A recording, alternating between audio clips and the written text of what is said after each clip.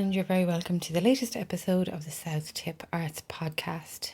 In this instalment, we will have a chat with Stephen Brands, the artist behind the Trotskys in Kilsheelan and Other Histories of Unreliable Origin, which is currently on show here at South Tipperary Arts Centre and will close on Saturday the 15th of October. Stephen Brands' work is rooted in collage and is often imbued with a keen interest in modern history from the 1700s Enlightenment to the present. Brands interprets collage loosely, however, as an act of cutting and pasting together ideas as much as material, to produce paintings, video and drawings, as well as collage in the true sense of the art form. It could be said that even history is used as material for collage, insofar as that his research and observations are metaphorically cut up and reassembled to produce episodes of stories that wander sideways from established accuracy. In this exhibition, Brands presents a series of recent paintings and drawings, as well as a newly commissioned video work, which collages Brands' own fabricated photographic images with vintage British Pathé newsreels. And we'll also give you a chance to hear a little clip of the video piece during this episode. The exhibition opened officially on Friday the 16th of September, and the opening was performed by Sarah Kelleher, writer and art historian. You'll hear a little clip of what Sarah had to say also. I caught up with Stephen while he was installing this show, and we had a chat about the work. Stephen Brands, you're very welcome to the South Tip Arts Podcast. It's brilliant to have you here. The gallery is a total hive of activity at the moment. You are just in the middle of hanging your show, The Trotskys in Kilsheelan and Other Histories of Unreliable Origin. I've typed that many times, but I haven't had to say it out loud. No, I don't think I've had to say it. Stephen, I'm not hugely familiar with your work. For anybody else who isn't, tell us a little bit about where you're coming from. Where I'm coming from is, in terms of making work, it's drawing, painting, video work as well, but it's all rooted in collage. The idea of putting stories together, or visual stories together, out of fragments of things. So in my line of work, I go around and collect images, tons of them, whether they're from movies or whether they're first-hand. I take photos wherever I go, travel as much as I can. I bring it back to the studio and it all gets thrown into the washing machine, or the tumble dryer as it were, and it comes out in various different manifestations. So the Trotskys, this particular body of work, that's just for this show, or is this something that's kind of always changing and developing? And there's always something changing and developing. And over the past 3 years since I finished the last body of work, I'm not one of those artists that can sit and relax with one thing and see it to an end. I've got a busier mind than a busier body. Well, the sheer amount of pieces of work downstairs and drawings, and just, you seem to be just hugely prolific in that way. That's like... Well, it's over the past 3 years. I've made another body of work which is up in Sligo at the moment, and that has probably 3 times as much work as is in this show, including a huge installation that took 4 months to make in the National Sculpture Factory. Wow. But what separates that work from this work is that over that period, I've obviously made some abstract pieces, and the abstract pieces fall in line with other more representational pieces, but what's happening here is more narrative. In fact, there's more storytelling going on, and the video piece I've made is very specifically very a piece of specifically storytelling. kind of hyper-local in its excellent use of the locality. What drew you to Trotsky's narrative as a subject? One of the first records I ever bought was No More Heroes by the Stranglers, and the first line is "Whatever happened to Leon Trotsky?" We got an ice pick anyway. I presume like all these influences are ongoing anyway, so you're influenced by... They are. I suppose I'm interested in failure, or a lot of the characters that crop up, and they're characters that have cameos throughout all of the work that I do, are major historical figures. But aside from the prolific, I suppose, effect that they've had on geopolitical happenings throughout history, they're all failed characters in their own right. I think Trotsky was very sincere in his approach to world emancipation and the communist cause, but at the same time had very little empathy for other human beings. He was just totally driven by ideology and abstract thinking. Yeah. So there are two sides to a coin. Absolutely. And actually the video piece that you speak of there, it's his wife that we hear narrating a series of letters that she's writing back home to their son. That's right, yeah. And that really humanises the kind of, just it makes him very human as a dad and a husband. I don't think he was a particularly empathetic dad either. He was totally driven by ideology and his own myth-making as well. He's a fascinating character. And the rabbits, was the rabbits thing real? Was he really obsessed with rabbits, or is that part of your... Yeah, he was. I don't know how obsessed he was, but really in his when he got to Mexico, and by the time of his death, he had a compound with over 100 odd rabbits in it. Rabbits. Yeah. Very interesting. Very strange. You think, how could somebody with so little empathy, human empathy, suddenly have empathy for creatures? For rabbits, yeah. Yeah, that you'd probably eat. Yeah.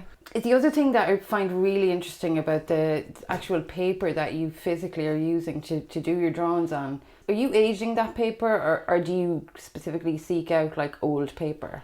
There's a little shop in Paris that I discovered that has this paper, and it's all either school paper or office paper, but it dates back to the 1940s, right through to the 70s, and it has that sort of worn edge on feel it. Yeah, about it. Really looks good.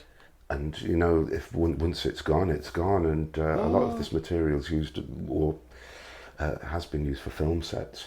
So another artist might maybe reject that paper because it wasn't, right or perfect or clean. What is it about it that, is it the fact that you're sort of pulling in a lot of historical references and things, and that you are maybe trying to place you're kind of playing with the viewer, and that you almost think that some of those drawings, they could be done in the 40s, Yeah, well, that's precisely it. Yeah.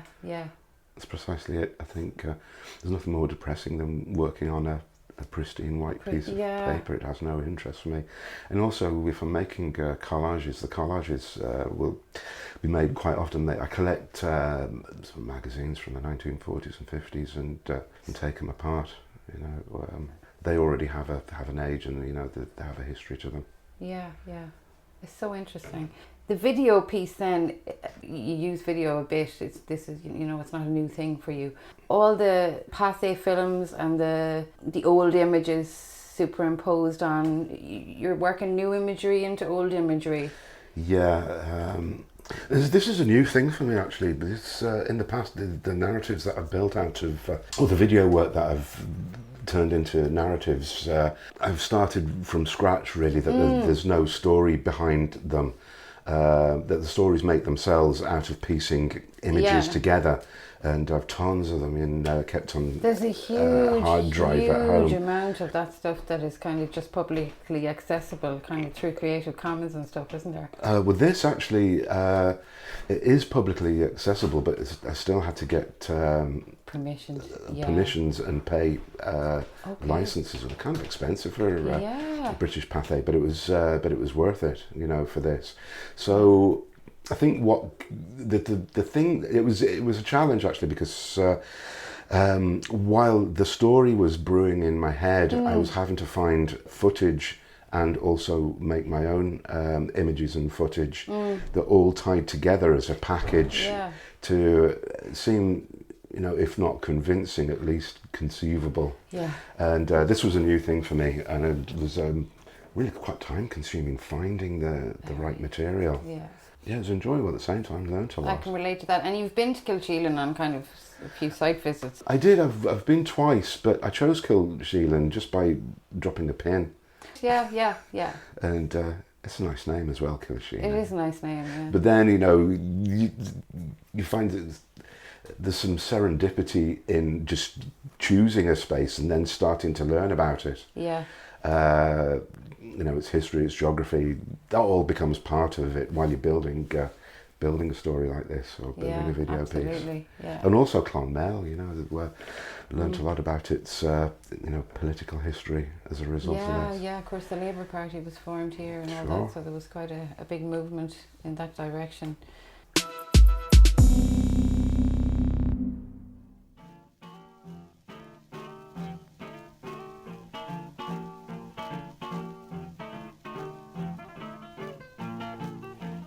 As we resumed our journey, we asked again about our destination. It was explained that the town of Clonmel had a population of sympathetic workers, but staying there was asking for trouble. However, for a small crowd to visit Kilsheelan, just a few miles away, it would be much safer for all. It was still light when we arrived in the village. We dropped our case at a guest house on the main street and we were given some food. When we had finished, we were greeted with new faces and we followed them closely to a small parish hall situated close by. They produced from a bag some bottles and glasses and poured us each a generous measure. Lyova, you are well aware of your father's attitude to the destructive nature of very strong drink. Well, for the first time I encountered, he paid no heed. The liquid slipped down him as if it was water. Still, he kept his decorum for the moment at least, and at 7 o'clock a crowd entered the hall. There's one character that I've seen pop up in a lot of them as well, and it's kind of stovepipe. This guy with the stovepipe hat that's in the winter picture. Oh, and he appears to be in a couple of them. And there's like you said, you have characters. They obviously have become a motif now that you use again and again. Yeah, I'm going to stop using them again and again. I think they've had their time. I think they only appear in a number of works that I do, but they just seem to be here. And the stovepipe hat appears on different characters. There's a painting called Winter that came from I've forgotten the guy's name. New Lives in the Wild. Who's that guy? I don't know. He's this really posh public school boy character that goes off to places where the wilderness where people have chosen to live, and he interviews them. He's in Iceland, and he was with his host looking through an old scrapbook of photographs of Iceland and these villages with a mountain backdrop, and I was so drawn to that image that the next day I loaded up Channel 5 and then got back to that frame and printed it off as an image, but obviously just didn't want to copy that image. You turn it into something else, so I gave the characters these stove hats, but I'd chosen it specifically for Heidegger, who's the philosopher Heidegger, who is also another kind of a troubled character, a rather unpleasant one, even though he was an incredible philosopher. He was he joined the Nazi Party, and whether it was for his own career building or not, it's put him in a black place in history, deservedly so. But I think I've worked from photographs of him, and I think putting him in that hat was a form of ridicule. So there's one painting downstairs called the Turnaberg puppet set, and it's him and his wife as these little kind of puppets standing in front of, and there's a kind of a little drama being carried out. There's a big, like the hand of a puppeteer either picking up his wife or putting the wife down, and you don't know which, but she's not looking very happy either way. And Heidegger's this grumpy little puppet figure on a really, really thin stem, with a burning tree next to him. But that image again kind of came from a 1920s German expressionist film. But then, as I started working with it, it started to develop a life of its own. And the characters, I introduced weren't there in the film, obviously. Will we go and have a little walk around? Sure, yeah. the way I draw is really intuitive. I don't think about it, but and I was always really drawn to Tove Jansson of the Moomins, and one of the first ever big drawings that I did on floor vinyl was like a version of Moominland from the map that appears in at the beginnings of the Moomin books, but obviously what was in there wasn't Moomin Valley. It was a kind of like a desolate black country landscape. So I think, using, I suppose that was visual language that has a sort of a time to it. It is kind of done on purpose because it's a different visual language to the stuff that we see outside in the street, that we see, with the CGI and the such like. So, we look at it differently, and that's what I want. Can we talk about, say, the pieces that came up from the Crawford on loan?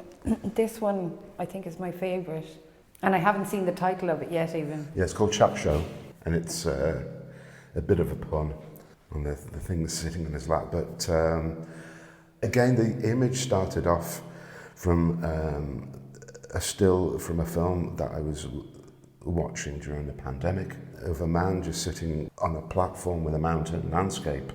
Is he meant to represent somebody in particular? Because there's certain characters that would even crop to mind while you look at his beard. And no, absolutely not actually. At all. Isn't it funny? Yeah. I think everybody who sees them will probably take away something different because... Well, I recognise that. I think, one of the reasons I work in the way that I work is, and what set me off was actually going to Wolverhampton Art Gallery once. And I used to go there as a kid just because it was a really quiet space. Yeah. There was always something different. I had a really good collection of 1960s pop art and really strangely a big collection of Northern Irish art. Okay. Where that came from, I don't know. But one day I appeared and had a show of a bigger show of pop art, and there was so much interpretive text on the walls that I thought, listen, people are intelligent. They can go into a gallery and whatever, they'll bring their own experiences and feelings or whatever to it. You don't need to have it pummeled into you. They just lend themselves to all kinds of like internal visuals in your head or memories or I can't put the words on what I'm trying to say. No, Stephen. and it's worth reading the titles for the work as well. Not that they're necessarily helpful. No, but they're very descriptive. They're funny. Yeah, Some of them are funny. Yeah. I mean, there's certain things I'm always interested in when it comes to paintings, and I'm interested in different moments in art history that conflict with one another. I'm really interested in Russian constructivism, which is abstract, quite cold. But I'm also interested in romantic landscape painting as well. And the paintings are very different from maybe not these drawings, but the show that's up in Sligo is completely different. And you think that all this work was made around the same time. It was just a case of editing the work for each show, so that the things, had some... kind of to make it sort of coherent. Coherence, yeah. Yeah. I think so, but I think the paintings make themselves, and it's just the fact that I've brought them together, and they do talk to each other. I suppose gives them. One thing that almost ties all the paintings together is that very specific pink that you're using a lot of. Is there a significance to that pink? Not in terms of meaning, but I think there's something quite visceral about that pink. It makes you feel a bit ill. It's kind of odd. It's not fresh pink. It's not. No. It's not a glamorous pink. It's a bit of a baby pink, but it's slightly pink. Off. Yeah. And aside from the storytelling and what symbolically some of the paintings could offer, then what you do with the colours, and I've always been drawn to those colours that seem to appear in either publications or illustrations from between the wars, because there's something very understated and something quite, maybe it's just been bleached by time. Age, So could it I have been always from tend to go shortages of materials and things that like that as well, like, or the poorness of the inks or whatever. But I'm almost sort of drawn to those to that palette. Really look forward to the show opening on Friday. Thanks a lot. Thank you. And while Stephen was making that work, I was having some conversations with him in the National Sculpture Factory. And it was such a pleasure because Stephen is a consummate storyteller. And his work explores the possibilities of narrative in really interesting ways. And like most really interesting storytellers, it's not that he's an unreliable narrator, but the ways in which he unfolds a narrative in each instance, either in Schmerzbau or in La Place des Grands Abysses, which was in the Centre Culturel Irlandais in Paris in 2020, he presents a narrative that does have a basis in a historical moment or that involves historical figures, but he imagines what might have happened if events transpired differently. So, for example, in this show, we go on a road trip with Leon Trotsky, the leading Marxist revolutionary, considered a likely successor to Lenin, and his wife, Natalya Sedova. And we go on this road trip from Cobh to Kilsheelan. And the Trotskys are a guest of William O'Brien, the Irish Labour leader. And along the way, Trotsky develops an obsession with rabbits. And of all of the fantastical elements in that particular proposal, the thing that has a basis in fact is that Trotsky was obsessed with rabbits, and at the time of his death he had over 100 rabbits in his compound. So what's so compelling about Stephen's fictions is that they are enticingly plausible. So in this travelogue, Trotsky, on disembarking in Cobh in the late 1930s, quite accurately describes Ireland as a land of saints and anti-Semites. But there was a certain grow for him in the Irish press. So readers of the Cork Examiner in January 1925 were treated to a description of Trotsky as a man of infinite resource, a born leader with illimitable ambition, and if he escapes the Cheka and recovers his health, he may yet reveal himself as the new dictator, if not the Napoleon Bonaparte of a rediscovered Russia. So there's kind of a bit of a fanboy thing going on there, I think, in an interesting way. And that was just a short excerpt from Sarah Kelleher's opening remarks at the official launch of the Trotskys in Kilsheelan. If you haven't had a chance to catch the Trotskys in Kilsheelan, it closes on Saturday the 15th of October at 5 p.m, so pop in and have a look before it's gone. Remember also that our free series of acoustic sessions in the gallery continues this Thursday night with Purple Roses, that's Marie Walsh and Jane McLaughlin, who bring their folk stylings to the gallery at South Tipperary Arts Centre. The tickets for this are free and can be booked on Eventbrite. You can check out any of our social media channels to find an easy link to booking. And that's it for this episode. If you'd like to get in touch with the podcast, the Gmail address is southtipartspodcast@gmail.com. You can also reach us via any of the Art Centre's social media channels. My thanks to you all for listening, and we'll catch you all again next time.